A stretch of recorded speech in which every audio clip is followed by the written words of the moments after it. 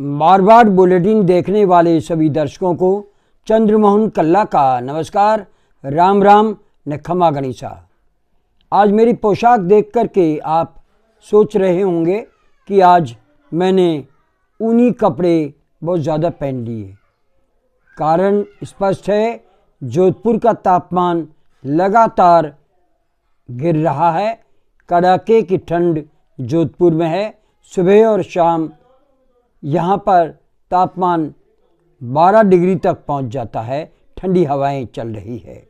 इस बीच राजनीतिक तापमान भी बढ़ा हुआ है, क्योंकि चुनाव आयोग ने जो नया आंकड़ा पेश किया है वो निसंदेह भारतीय जनता पार्टी को चिंता में डालने वाला है। हालांकि 3 दिसंबर को इसका पता चलेगा।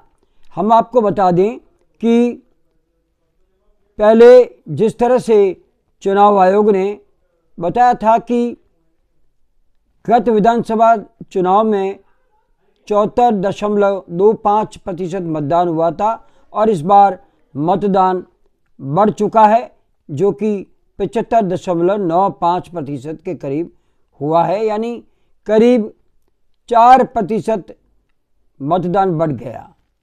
लेकिन सबसे बड़ी बात यह है कि जब भी मतदान बढ़ता है तो लोग ये कयास लगाते हैं, सट्टा बाजार ये कयास लगाता है कि भारतीय जनता पार्टी का बहुमत आने वाला है। और जब भी मतदान घटता है तो ऐसा कहा जाता है कि कांग्रेस की सरकार आने वाली है।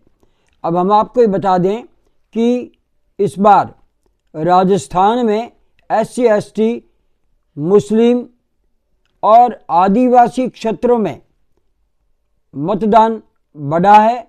इसका प्रतिशत बढ़ गया।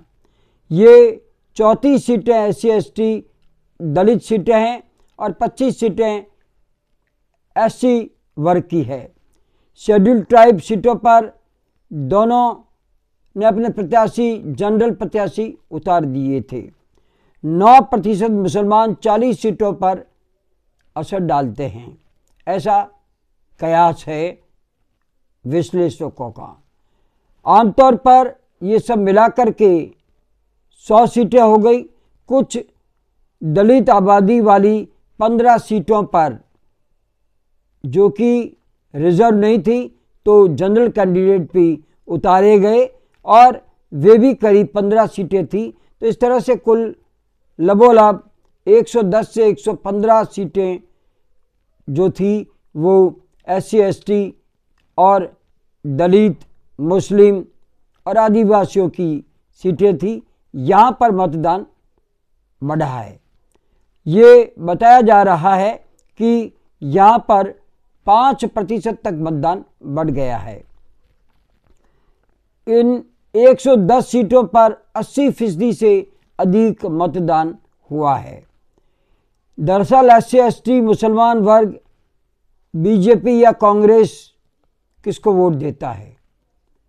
निसंदेह आज तक आज़ादी के बाद का जो रिकॉर्ड रहा उसमें SC ST और मुसलमान कांग्रेस की ओर झुकाव रखते हैं। अब ये आंकड़ा कहाँ तक ले जाता है? अशोक गहलोत सरकार के बेनिफिट या 7 गारंटी के लिए वोट पड़ा है, या प्रधानमंत्री नरेंद्र मोदी के चेहरे को ये वोट पड़ा है?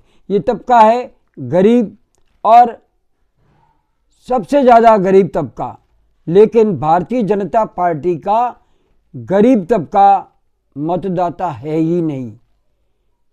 वो हमेशा अपनी सोशल सिक्योरिटी ढूंढता है और उसके लिए ये तय है कि अशोक गहलोत सरकार ने जो 5 साल तक लाभान्वित किया, इसी वर्ग को किया। 4 से 5 हज़ार रुपये का फ़ायदा हर महीने इसी वर्ग को मिला। तो अब 7 गारंटियाँ भी अशोक गहलोत सरकार ने दी है।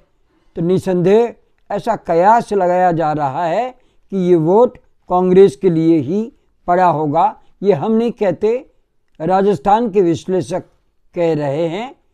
अगर ऐसा होता है तो ये मान करके चलिए 110 सीटों पर कांग्रेस बीजेपी को मात दे सकती है और यही जीत का गणित बताया जा रहा है। और इस गणित के आगे सट्टा बाजार हो या कोई अन्य आकलन हो, वो फेल दिखाई दे रहा है।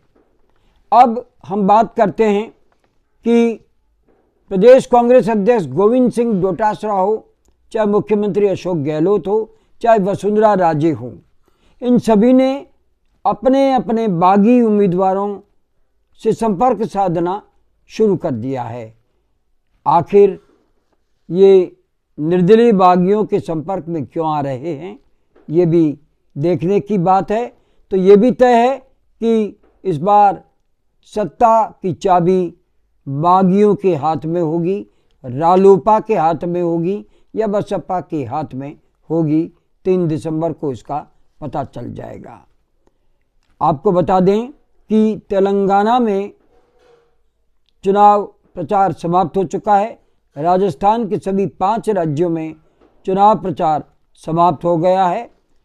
अब तो केंद्र सरकार के सभी मंत्रियों को दिल्ली लौट करके देश को संभालना चाहिए। ऐसा हो नहीं रहा। प्रधानमंत्री जरूर दिल्ली आ गए हैं, लेकिन गृह मंत्री चुनाव प्रचार थमने के बाद भी बंगाल गए और वहां पर आम सभा की है और वे गैर कांग्रेसी राज्यों में अपना प्रचार शुरू कर चुके हैं। 2024 में जो लोकसभा चुनाव होने हैं, सबसे महत्वपूर्ण बात यह है कि अगर इन 5 राज्यों में प्रधानमंत्री नरेंद्र मोदी और गृह मंत्री अमित शाह द्वारा उठाए गए मुद्दे अगर फेल हो जाते हैं और भारतीय जनता पार्टी की सरकारें नहीं आती है, तो ये मान करके चलिए कि प्रधानमंत्री और गृह मंत्री खुद हिलते नजर आएंगे।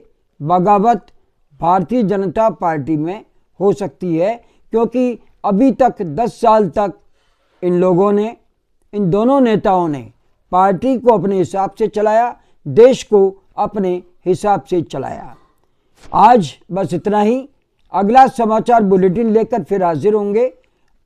तब तक के लिए हमें आज्ञा दीजिए। और आज्ञा लेने से पहले हम जानना चाहते हैं कि आपको ये बुलेटिन कैसा लगता है। अगर आपको ये बुलेटिन पसंद है तो इसे सब्सक्राइब करें, लाइक करें और शेयर करें, चैनल को बढ़ावा दें। अब हमें आज्ञा दीजिए। नमस्कार, जय हिंद, शुभ रात्रि, सुबह खैर।